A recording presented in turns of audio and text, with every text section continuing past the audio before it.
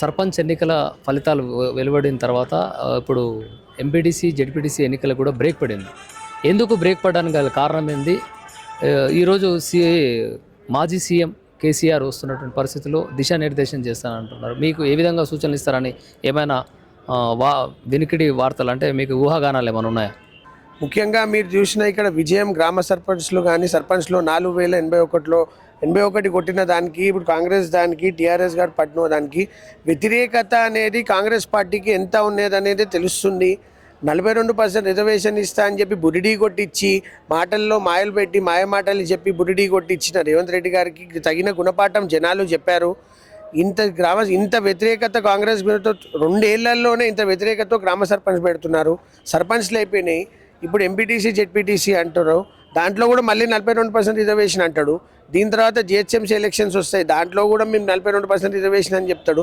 అంటే ఎటు తిరిగి సమయాన్ని వృధా చేసి 2 ఏళ్ళు టైంపాస్ చేసేసిండు నన్ను ఆల్రెడీ. ఇప్పుడు మళ్ళీ ఇది అయిపోయిన తర్వాత ఎంపీటీసీ జెడ్పీటీసీ అంటే ఒక 1 year 6 నెలలు టైం వేస్ట్. దీని తర్వాత 300 డివిజన్లు అని చెప్తున్నాడు. జిహెచ్ఎంసీలో 300 డివిజన్లు ఇక్కడ కలుపుతానని చెప్తున్నాడు. 300 డివిజన్లు అని చెప్పి అక్కడ ఒక 1 year టైం పాస్. అంటే మీరు చేసిన అభివృద్ధి ఏంది? అభివృద్ధి ఏం లేదు. మీరు ఏదో గ్లోబల్ సమ్మిట్ పెట్టేసి 5 లక్షల 6 లక్షల కోట్లు వచ్చినాయి అంటే ఏమొచ్చినాయి? 2 రోజులు పెట్టంగానే అయిపోయిందన్న. మీరు ఇప్పుడు మొన్న మెస్సీ అని చెప్పి గోట్ అని చెప్పి పెద్ద మ్యాచ్ పెట్టిరు. ఎవరి కోసమన్నా? మీ కుటుంబ సభ్యుల కోసమా? మీ కుటుంబ సభ్యులు మీ దానికోసమా?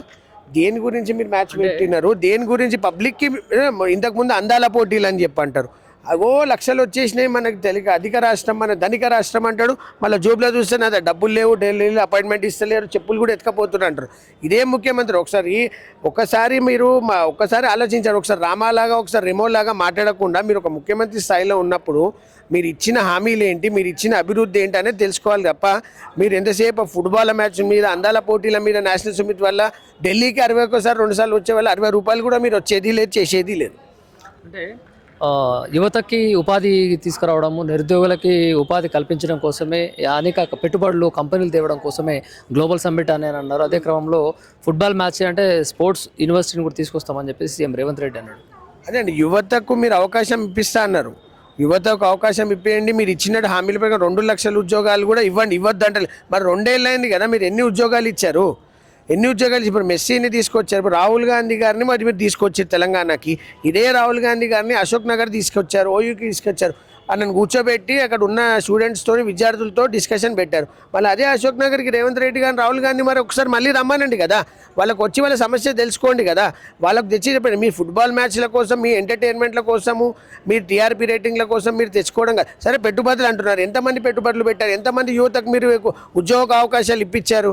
2 ఏళ్ళు అయిపోయిందన్న. సో ఈ గాలి మాటలు, ఈ హామీ మాటలు తప్ప. అదే చెప్తున్నాను కదా. ఏమనంటే మళ్ళీ ఢిల్లీకి వెళ్ళిపోతారు.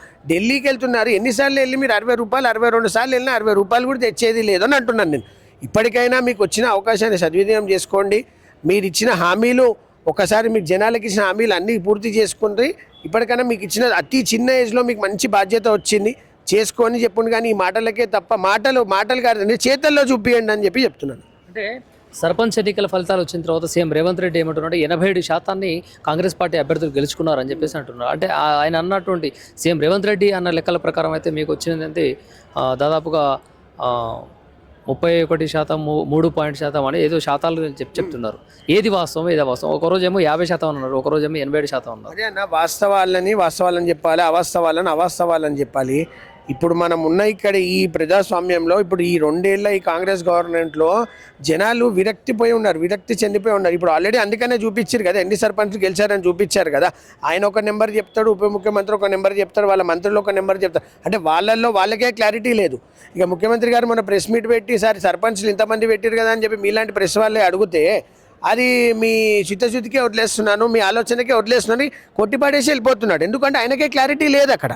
సో ఇలాంటి కన్ఫ్యూజను ముఖ్యమంత్రి ఇప్పుడు కేటీఆర్ అన్న చెప్పినట్టు ఒకసారి రామాలాగా, ఒకసారి రెమోలాగా, ఒకసారి అపరిచితుల్లాగా చేయడం కాదు. మీరు ఒక ముఖ్యమంత్రి స్థాయిలో ఉన్నప్పుడు ఏదైనా ఆలోచించి మాట్లాడేటప్పుడు తెలుసుకోవాలని చెప్తున్నాను. ఇప్పుడు కేసీఆర్ గారు రాబోతున్నారు. ఆయన ఇప్పుడు వచ్చే ఇక్కడ నిధుల నియామకుల గురించి కానీ, ఇప్పుడు ఫ్యూచర్ గురించి కానీ, నెక్స్ట్ ఇప్పుడు వచ్చే దాని గురించి కానీ తొందరలో వచ్చి తెలియజేస్తారు. మళ్ళీ కాబోయే సీఎం మా కేసీఆర్ గారు అని చెప్పి తెలియజేస్తారు. అంటే ఇప్పుడు ఎంపీటీసీ జెడ్పీటీసీ ఎన్నికల్లో బీసీ సామాజిక వర్గానికి 42% ప్రకటించినటువంటి కాంగ్రెస్ పార్టీ ఆ శాతాలని బట్టి మనం వెళ్దామని చెప్పేసి కూడా చెప్తున్నటువంటి పరిస్థితి సీఎం రేవంత్ రెడ్డి. దీన్ని ఎలా చూడొచ్చు? అదేవిధంగా ఎంపీటీసీ జెడ్పీటీసీ ఎన్నికలకు బ్రేక్ పడిందని కూడా కొన్ని వార్తలు వినిపిస్తున్నాయి. అదే అన్న, ఎంపీటీసీ జెడ్పీటీసీ అనేది మళ్ళీ కోర్టులో నుంచి రావాలి, ఎలక్షన్ కోడ్ పెట్టాలి. మొన్ననే కదా ఇప్పుడు వీడి అయిపోయిన ఎంపీటీసీ జెడ్పీటీసీలో పెడితే ఇమీడియట్ పెట్టాలి. ఇది అయిపోగానే మళ్ళీ జిహెచ్ఎంసీ ఎలక్షన్స్ వస్తాయి. సో అక్కడ కూడా మీరు ఇప్పుడు అక్కడ మీరు పెట్టాలి అనుకుంటే ఎప్పుడైనా పెట్టచ్చు. ఇప్పటికే 2 సంవత్సరాలు మీరు వెయిట్ చేశారు.